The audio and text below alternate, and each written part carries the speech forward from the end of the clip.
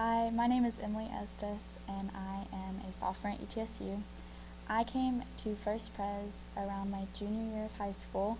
I did not know Jesus when I came to First Pres, but now I would love to say that First Pres is my home, and everyone who's here has changed my life completely.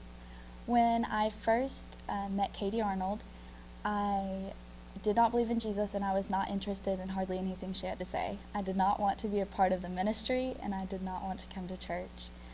She somehow convinced me to go to work crew and to just be a part of that and hang out with my friends, which at the time I am so thankful I went now because that's where I met Jesus.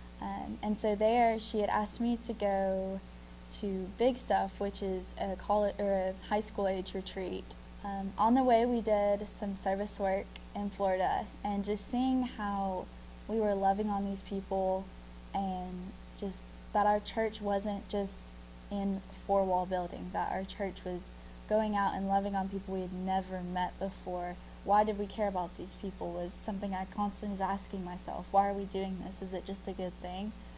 But I saw that these kids had something more in them. They had something that I hadn't really seen before. They had this desire and this love and this passion, and I wanted to know more about that. So when we arrived at Big Stuff after doing a couple days of sleeping on a church floor and helping people we didn't know, I was very excited to get to be the one getting loved on. And it was there that I accepted Christ, and I began my journey in faith, and that was the most life-changing event I've yet to do so far. Whenever I came back and I became a young life leader so that I could continue my ministries, and I still talk to Katie a lot. She supported me through that process a lot, which was a very long process, and I was able to share what I was taught here. And I thought that was awesome because I think that's what church is all about, is taking what has been sown into you that you've gotten to reap from and going and giving it to others, not letting church just be a building, letting it be more, letting it be a community and a family and a love, like being Jesus's disciples. So after being a young life leader, I've come back. I've been baptized in this church. I've attended a lot of Sunday mornings here, and I've gotten to help out with a lot of the middle school ministries. This summer I went back to where I was initially at work crew on Great Escape, and I got to hang out with a lot of middle school kids. So getting to be a part of something bigger than myself has really changed who I am. And just knowing that this church will always be somewhere I can come and grow and be loved on and love on others, that's everything to me. I think for me, I don't think ministry is going to be something that's a one-time thing or a one-time place for me. I think it's going to constantly be a journey, but I would like to think this is where my journey started, because this is where my faith started. This is where I learned how to love on kids. This is where I learned how to accept others' love. So I think this church has really affected my ministries and shown me what it looks like. I definitely think I'll end up coming back to this church throughout my life.